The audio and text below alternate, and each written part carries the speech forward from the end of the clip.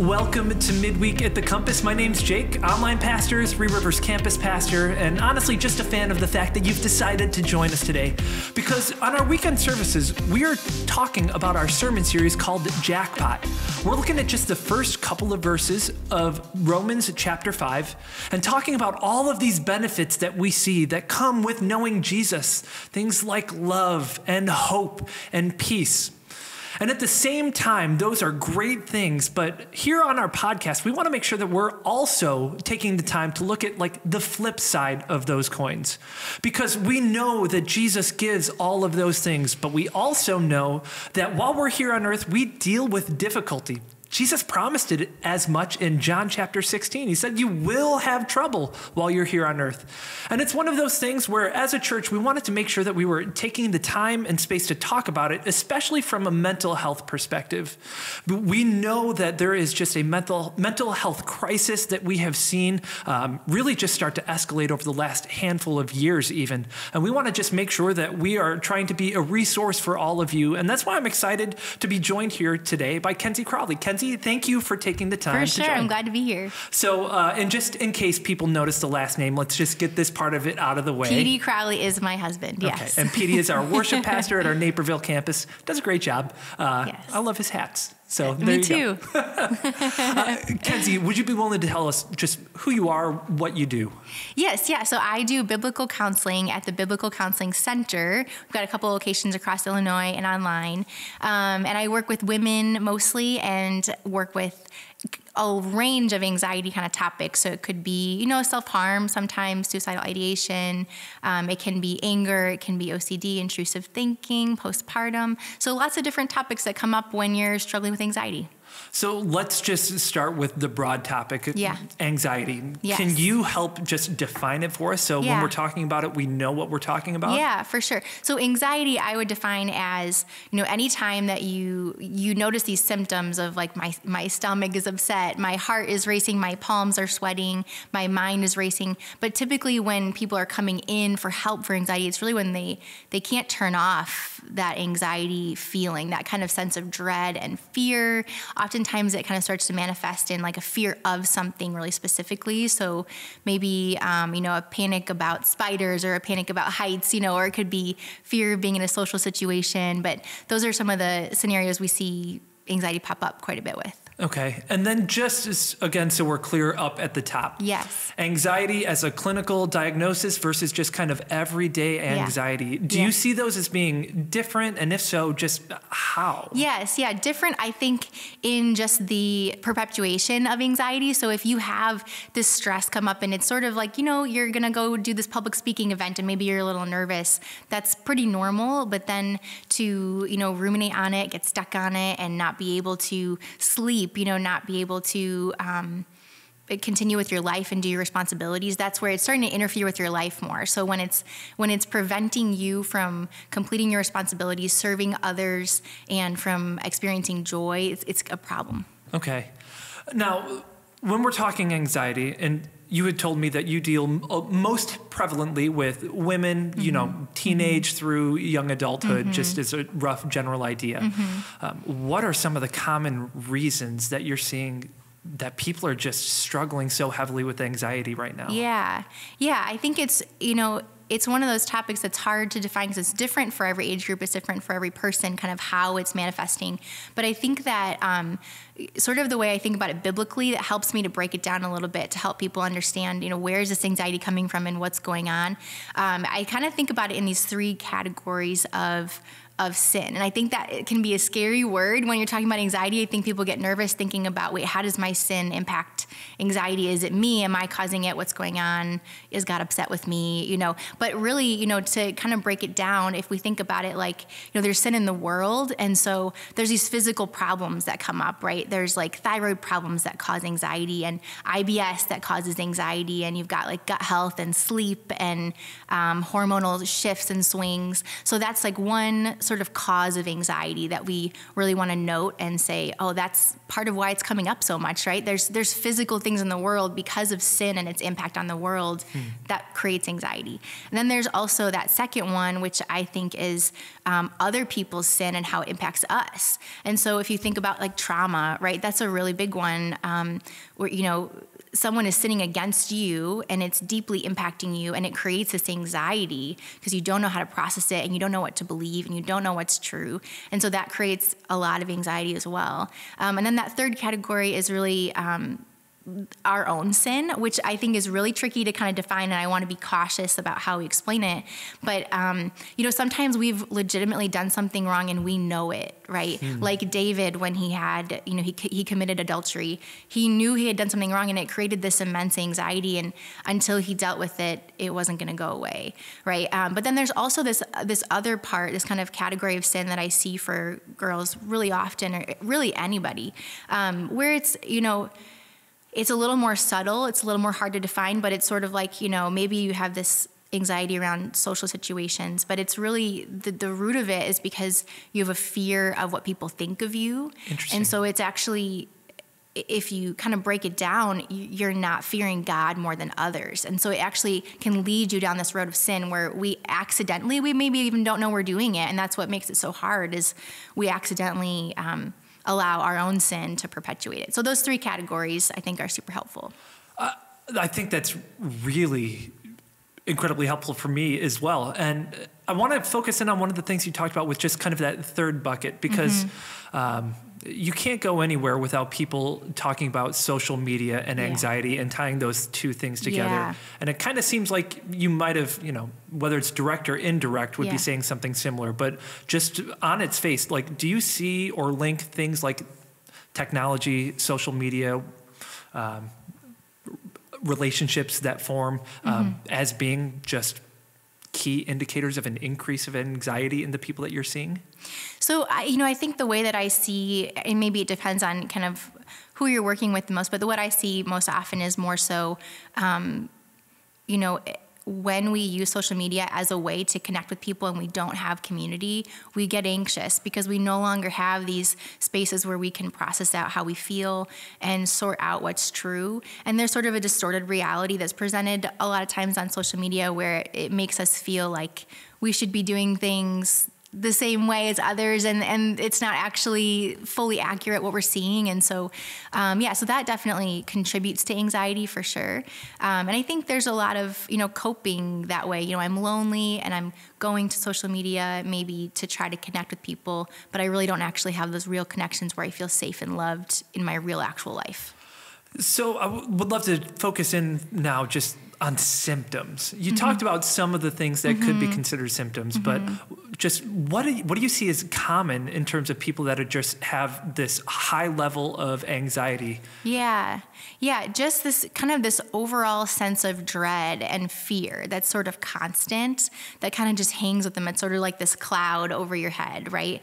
And I think the key thing with that is believing a lie, like buying into a lie. And so it's often subtle, right? Those lies aren't so outright, like, God doesn't love me. It's usually not so outright. It's a little more subtle, where it's like, I feel really anxious. I feel like God isn't with me or doesn't care. I feel alone. There isn't hope. It's sort of like this spiraling down, right? So that's what I see the most, is just sort of that sense of dread and sort of these multiple kind of subtle things that we're believing about ourselves and about God that really aren't true.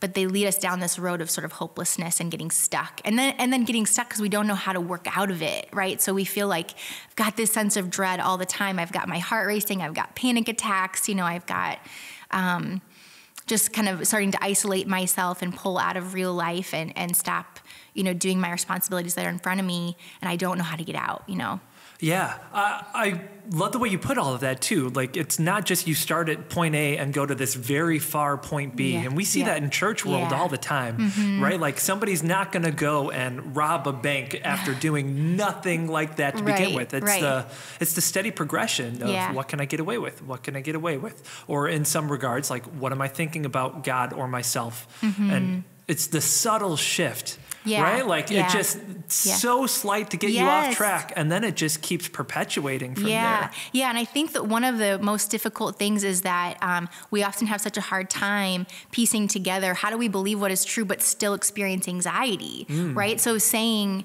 I think I see so many people coming in that I'm talking to that maybe they feel anxiety, and it's so hard for them to not say, I am an anxious person. But that puts you in this category of saying, this is my identity. There's no way out of this. I'm stuck in this category and there's no hope. Versus saying, I feel anxiety. I'm experiencing anxiety and it's real. And also God is with me and alongside of me and he hasn't left me and there is hope to get out, I want to focus on that now also, right? There's, you were talking about how do we love God or how do we know the truth and yet still deal with anxiety, right? And there's a very common verse in Philippians, like be anxious about nothing. Yes. And sometimes it's hard to read that verse even and not be cynical about it. It's like, okay, that's just not possible. Yes. How have you held those two tensions together? Or how do you, is it the conclusion of that verse that gives you hope? Like, what is it about? How can you know truth, still deal with anxiety, and not see those as being, well, maybe I know truth, but I'm not loved by God, or I'm not following him the way I'm supposed to be. Yeah, right. So I think it has to do with kind of in the beginning how we talked about, there's sort of these three sort of causes and roots of anxiety. So if you're thinking about that physical cause of anxiety, sin's impact on the physical world and your body, and then you're thinking about that sin of others, and how it's impacted you, and then your own sin, right? And so when we're thinking about that, we want to think about those roots and causes before we're just kind of throwing a verse at somebody. So we want to think about, okay, well, if somebody has this huge hormonal shift after they had a baby. I just had a baby. I know it happens sometimes, right? This is adorable, by the way. So then you want to think about,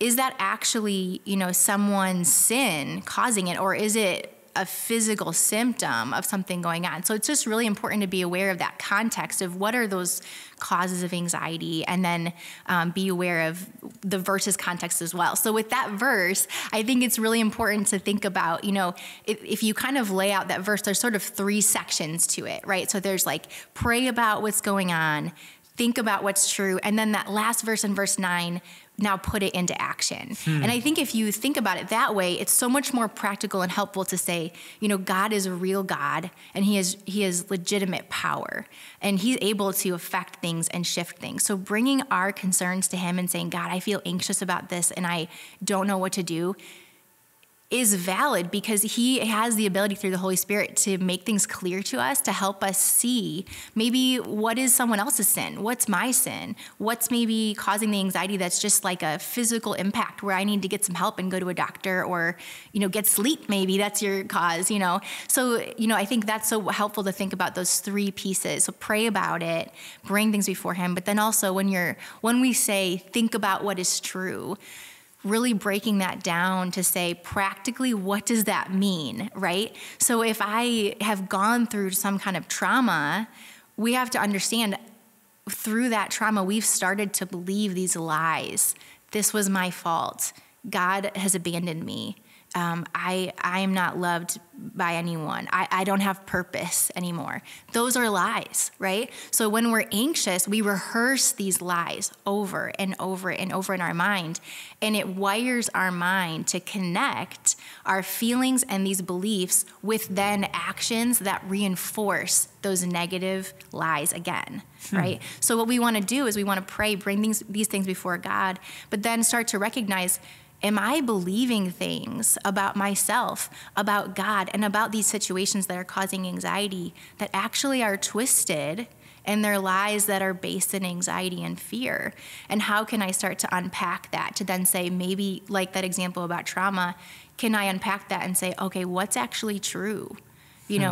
What's my role in it? What was somebody else's? Can I start to see that someone's trauma, someone's sin against me, it isn't mine to own, right? And so then if I could say, okay, God hasn't abandoned me, but there is sin in the world and that's real. Right.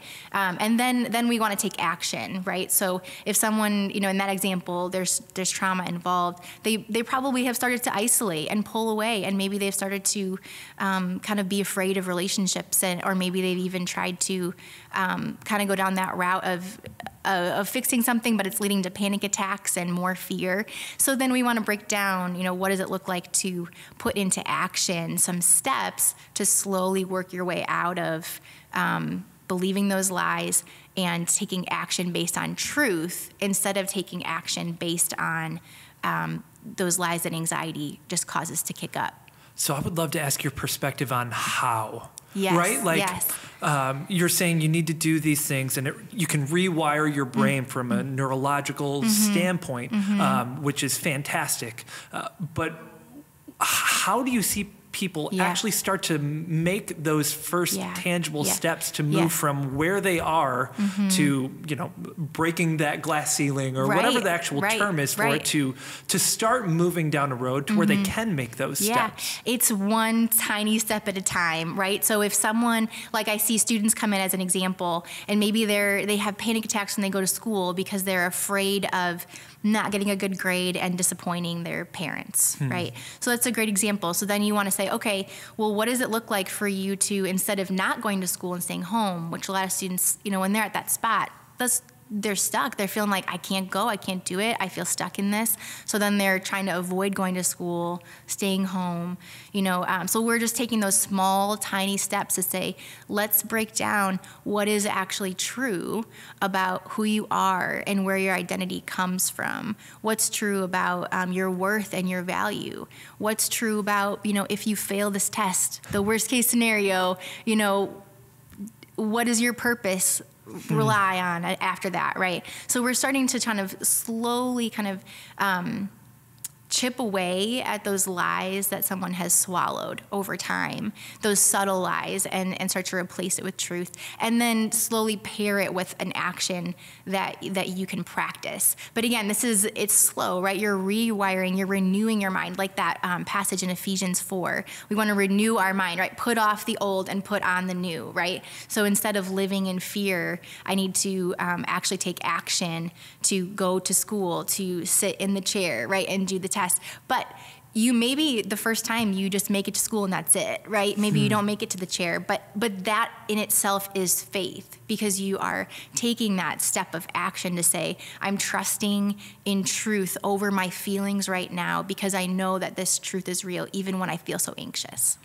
I love that too. And I want to ask your opinion on this as well. So from a clinical end, there's, diagnosis of anxiety. But from a Christian biblical counseling end, you're talking about faith. How have you personally seen faith and anxiety just interplay in the people that you see?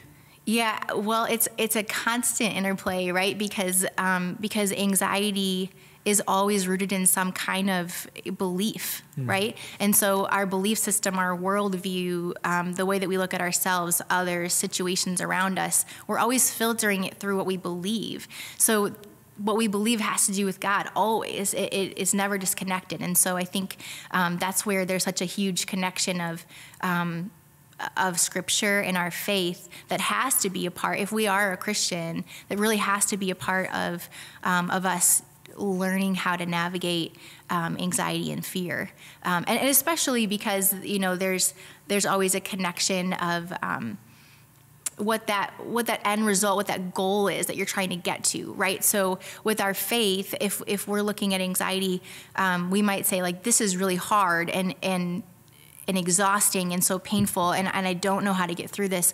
But at the end, my goal is, God, how can I please you, right? Which is so different than saying maybe my goal is to be happy.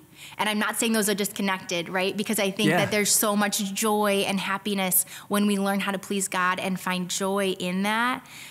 There is so much relief in that when we can find our joy and our value, our identity in Christ. We have so much happiness. But if our only goal kind of separated from faith is to find happiness or relief, then we chase after things that actually don't give us relief, right? We chase after a temporary relief that we think is happiness, and it's not, right? It actually ends up spiraling us into worse anxiety.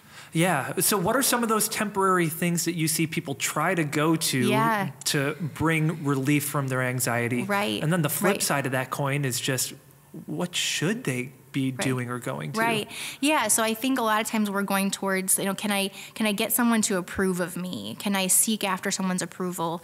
Can I be in control all the time? Right. So can I control my body? Can I control always what I look like, or always how my body reacts? Right. Can I always be in control of that? Can I, so those are some of the things I see, I think, pretty often. Perfectionism, leaning into that so much, where we think if I can't do this perfectly, then I can't do it at all, Sounds like my oldest daughter. So some of those things, it's hard, right? It's a reality that all of us struggle with these things. And even if it's not on a clinical level, to some extent, there's a range of them. I think, I'm trying to think of other examples that would be kind of more common, but those are some that I definitely see. I think isolating, definitely isolating yourself. Sometimes when we're anxious too, we get to this point where I think it's pretty frequent that I see people leaning into their feelings, their emotions pretty heavily. So almost going to, sometimes with faith we struggle with leaning into like avoiding our feelings, like we don't know how to process them. But on the flip side, sometimes we, in an unhealthy kind of coping mechanism way, we sort of lean into our emotions so much, where we say, this anxiety has control of me. Because I feel anxious, I can't do anything. Because I feel sad, now I'm going to hurt myself. Because I feel anxious, now I'm going to isolate. And those emotions are controlling what you're doing. But the truth is that, when we pursue that healthy coping and go that route, it's going to lead us down a biblical route anyway, right? Yeah. Where our faith coincides, where we're saying, Christ, he asks us to pursue community, to pursue our gifts and using those gifts and being purposeful, serving other people. He asks us to pursue renewing our mind on a constant basis, to pursue believing truth on a constant basis, and taking care of our bodies, right? Sleeping well, eating well. It has such a big impact, more than people know. Exercise has a huge impact. And so some of those things that are just kind of basic are healthy coping mechanisms that when we're anxious, sometimes we want to do the opposite. We want to not exercise. We want to stay up really late and not sleep because we're anxious. And it makes it worse, right? 100%. I took, we'll call it a decade off of working out.